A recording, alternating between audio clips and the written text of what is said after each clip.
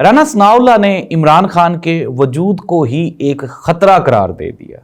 उन्होंने इमरान खान के बारे में इतना शदीद बयान क्यों जारी किया, इसकी वजह क्या है, ये हम डिस्कस करेंगे आज के प्रोग्राम में। ख्वाजा आसिफ साहब कभी वो बाजवा साहब के ख़िलाफ़ बयानात जारी करते हैं, कभी वो आपके सामने है जो साबिक DG ISI हैं उनके ख़िलाफ़ बात करते हैं, और फिर ये भी कहते हैं कि मुझे धमकियाँ मिल रही हैं। ये धमकियाँ कौन दे रहा है? ख्वाजा आसिफ साहब ऐसे बयानात क्यों दे रहे हैं? नाज़रीन, जब ये गवर्नमेंट बनी तो ज़ाहिर सी बात है, अभी तक तो वक्ती तौर पे यही लग रहा है कि इस्टेब्लिशमेंट और गवर्नमेंट एक पेज पे है। इसकी सबसे बड़ी वजह इमरान खान का इस पेज पे ना होना है, और शायद वो चाह भी नहीं रहे कि अभी तक वो इस्टेब्लिशमेंट के साथ किसी पेज पर आएँ। लेकिन इसके बावजूद भी इस्टेब्लिशमेंट और गवर्नमेंट, मियाँ मोहम्मद शहबाज शरीफ साहब की जो गवर्नमेंट है, इसके कायम होते ही अभी 2 हफ्ते हुए हैं और 2 लड़ाइयाँ हो गई हैं। ये लड़ाइयाँ क्यों हुई हैं और आगे चल के इनका रिजल्ट कैसे निकलेगा, ये भी हम डिस्कस कर लेते हैं आज के प्रोग्राम में।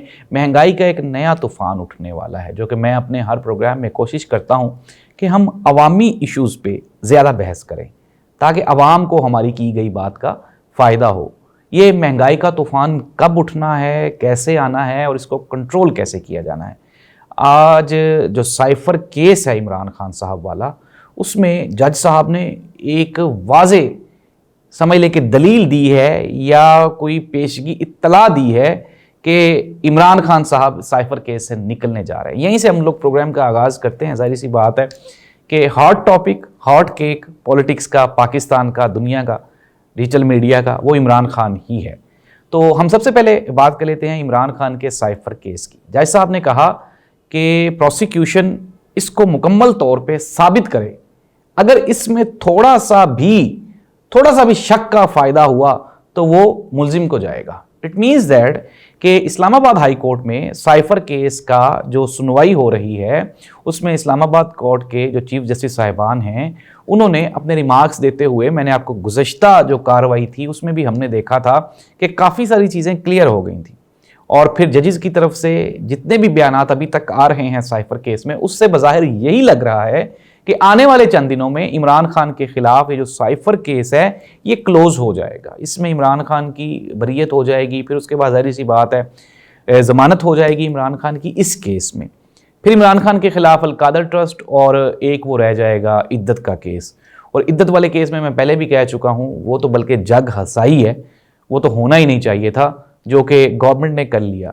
और नाज़रीन, ये वो कमज़ोर केसेस हैं जिसमें इमरान खान गिरफ़्तार हैं, और कहा यही जा रहा है कि रमज़ानुल मुबारक के महीने में ये इमरान खान के केसेस क्लोज़ होना शुरू हो जाएंगे और आहिस्ता आहिस्ता चीज़ें जो हैं वो पैकिंग की तरफ जाएंगी और इमरान खान साहब बाहर आ जाएंगे।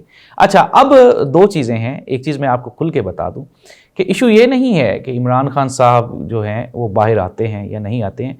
अब चैलेंजिंग इशू इमरान खान के लिए नहीं है। इमरान खान अपने हिस्से की गेम खेल चुका है और उस गेम को वो जीत भी चुका है, और जीतने के बाद वो बड़ा पुरसकून और इत्मीनान से वो बैठा हुआ है। जिस तरह से हामिद मीर साहब ने कहा कि PTI के कुछ लोगों ने इमरान खान साहब को रिसेंटली अप्रोच की है कि जी आप इस्टेब्लिशमेंट के साथ कोई नरमी वाला कोई गोशा इख्तियार करें, क्योंकि जो ज़िम्मेदारान हल्के हैं उनका ये कहना है और मानना है कि चूँकि बड़ी तब्दीलियाँ रोनुमा हो रही हैं, और मैंने आपको ये सारी तब्दीलियाँ बताई हैं। एक तो अमेरिका में सदारती इंतखाबात हैं और उसमें ट्रंप की पोजीशन मजबूत है, और ज़ाहिर सी बात है ये सारे लोग इस बात पे मुत्तफिक हैं कि जिस दिन ट्रंप ने वहाँ पे हलफ उठा लिया, अगले दिन वहाँ से फ़ोन कॉल आ जानी है, और इमरान खान साहब के लिए इनको नरमी अपनानी ही पड़नी है, वरना ये अपने अपने घर जाएंगे। ये एक तो ये फैक्टर है। दूसरा, फिर हम लोग देख रहे हैं कि इंटरनेशनल जो प्रेशर है वो आहिस्ता आहिस्ता डेमोक्रेसी को लेके और इलेक्शन के नताइज को लेके वो भी बढ़ता जा रहा है, और इतना सारा प्रेशर हम अब्जॉर्ब नहीं कर पाएंगे, और उसकी एक बड़ी वजह वो ज़ाहिर सी बात है वो IMF है। प्रोग्राम के शुरू में हमने डिस्कस भी किया था महंगाई का तूफान, उसको बाद में डिस्कस करते हैं। अभी हम इससे रिलेटेड, इमरान खान साहब से रिलेटेड राना सनाउल्लाह साहब का जो बयान है उसको डिस्कस कर लेते हैं। राना साहब ने मीडिया पे कहा कि जी इमरान खान का वजूद ही खतरा है, ख़तरनाक है, स्टेट के लिए ख़तरनाक है। फिर एहसन इकबाल साहब ने भी कल कह दिया जी कि करोड़ों इमरान खान भी स्टेट के वजूद पे कुर्बान करना पड़े तो कर देंगे। नाज़रीन, ये क्या है? ये कुछ भी नहीं है, ये सिर्फ़ और सिर्फ इमरान खान का खौफ है, और वो खौफ मैं आपको हर प्रोग्राम में ये बताता हूँ, हर गुजरते हुए दिन के साथ آج 3 سال ہونے والے ہیں پاکستان تحریک انصاف اور عمران خان کے اوپر جاری شدہ کریک ڈاؤن کو، لیکن ان 3 سالوں میں ہر گزرتے ہوئے دن کے ساتھ عمران خان کی پاپولیرٹی بڑھی ہے، اور عمران خان آج پاپولیرٹی کے جس مقام پہ ہے، یہ میں آپ کو بریکنگ نیوز دے رہا ہوں کہ آج سے 6 مہینے کے بعد عمران خان اس سے ڈبل پاپولیرٹی کے مقام پہ ہوگا۔ اس کی 2 وجوہات ہیں۔ ایک وجہ موجودہ حکومت کی کمزور اور ناقص پالیسیز ہیں، اور ان کا جو لالچ تھا اقتدار حاصل کرنے کا، جس نے ان کو پچھلے بھی 16 مہینے میں ذلیل کروایا اور مروایا، جس طرح رانا ثناء اللہ صاحب نے کہا کہ جی 16 مہینے ہم نے اقتدار نہیں لینا چاہیے تھا، ہم نے لے کے بڑی قربانی دی، لیکن ظاہر سی بات ہے قربانی کیا دی، لالچ تھا، لالچ کے طور پہ آپ نے لے لیا، اور پھر اس کا جو نتیجہ نکلا وہ آپ سب کے سامنے ہے۔ عمران خان کو نقصان نہیں ہوگا، آنے والے دنوں میں فائدہ ہی ہونے والا ہے، اور یہی وجہ ہے کہ آپ یہ دیکھ لیں کہ علی امین گنڈا پور کی جو باڈی لینگویج ہے وہ ہر گزرتے ہوئے دن کے ساتھ پازیٹیو ہوتی جا رہی ہے، اگریسو ہوتی جا رہی ہے۔ حالانکہ شیر افضل مروت صاحب نے کہا جی کہ پنجاب میں ہمارے 40 MPs توڑ لیے گئے ہیں، لیکن ابھی تک بھی پنجاب میں آپ یہ دیکھ لیں کہ پاکستان تحریک انصاف کی مرکزی قیادت ہے ہی نہیں، لیکن اس کے باوجود بھی پاکستان تحریک انصاف ڈومیننٹ کر رہی ہے یہاں پہ، اور موجودہ جو پنجاب گورنمنٹ ہے اس کے پاس کچھ بھی نہیں ہے۔ آپ یہ دیکھیں، اب نون لیگ کی اسپیشلٹی کیا ہے، خوبی کیا ہے؟ نون لیگ کی اسپیشلٹی یہ ہے کہ یہ آتے ہیں اور بڑے بڑے پروجیکٹس لگاتے ہیں، جیسے کہ metro, orange line train, development, سڑکیں، موٹر وے۔ اب جو کہ عمران خان کے دور میں بزدار گورنمنٹ میں پنجاب نے اتنا ڈیولپمنٹ فنڈ اکٹھا کر لیا تھا، بچا لیا تھا، روک لیا تھا کہ پنجاب پہلی مرتبہ خود کفیل ہوا تھا۔ میں نے پچھلے پروگرام میں بھی شاید آپ کو بتایا کہ محسن نقوی صاحب آئے، انہوں نے آتے ہی وہ سارے کا سارا فنڈ خرچ کر دیا ہے۔ اب ڈیولپمنٹ تو کر نہیں سکتی پاکستان مسلم لیگ نون، ان کے پاس یہ تو کوئی مارجن ہی نہیں رہا، جتنے بھی کام تھے وہ سارے محسن نقوی صاحب کروا گئے ہیں۔ اب اس کے بعد باری آ جاتی ہے کہ جی اب نون لیگ کیا کرے گی، محترمہ مریم نواز صاحبہ کیا کریں گی؟ اب یا تو پھر وہی ہے جس طرح سے ہر روز وہ ٹک ٹاک کی ویڈیوز اور ڈیجیٹل سوشل میڈیا پہ وہ ویڈیوز بنانے کا ایک پروجیکٹ ہے، ایک تو وہ چل رہا ہے۔ اب اس کے بعد انہوں نے اعلان کر دیا جی کہ جو انڈر گراؤنڈ ٹرین چلائیں گے 3 شہروں میں، تو ظاہر سی بات ہے جو قرض ہمیں ملے گا IMF سے، ہم کیا کریں گے، ہم اس کی ٹرین بنا لیں گے، اور ٹرین بنانے کے بعد پھر وہ ڈیفیسٹ میں جائے گی، گھاٹے میں جائے گی، خسارے میں جائے گی، اور پھر وہ جو قرض ہوگا اس کو اتارنے کے لیے ہمیں نیا قرض لینا پڑے گا۔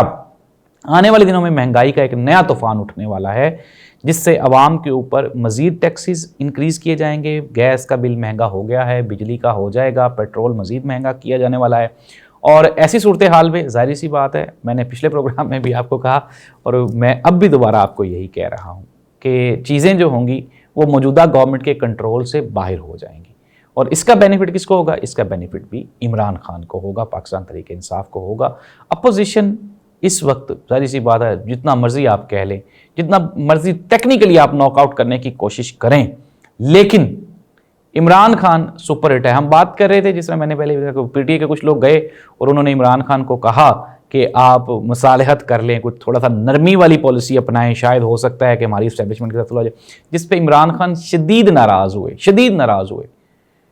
اب انہوں نے کچھ اور بھی کہا، لیکن وہ میں یہاں پہ نہیں کہنا چاہتا۔ عمران خان شدید ناراض ہوئے ہیں، تو وقتی طور پہ عمران خان ڈٹے ہوئے ہیں، نہ ہی تو باہر جانے کا کوئی پروگرام ہے، نہ ہی کوئی ڈیل لینے کا کوئی پروگرام ہے، اور نہ ہی اس گورنمنٹ کو سپیئر کرنے کا کوئی پروگرام ہے۔ پاکستان تحریک انصاف نے اپنی نئی پالیسی کا اعلان کر دیا ہے، جس طرح وہ کہہ رہے ہیں کہ کور کمیٹی کا اجلاس ہوا، پھر اس میں انہوں نے چیزیں ڈسکس کی کہ تینوں جگہوں پہ لڑا جائے گا۔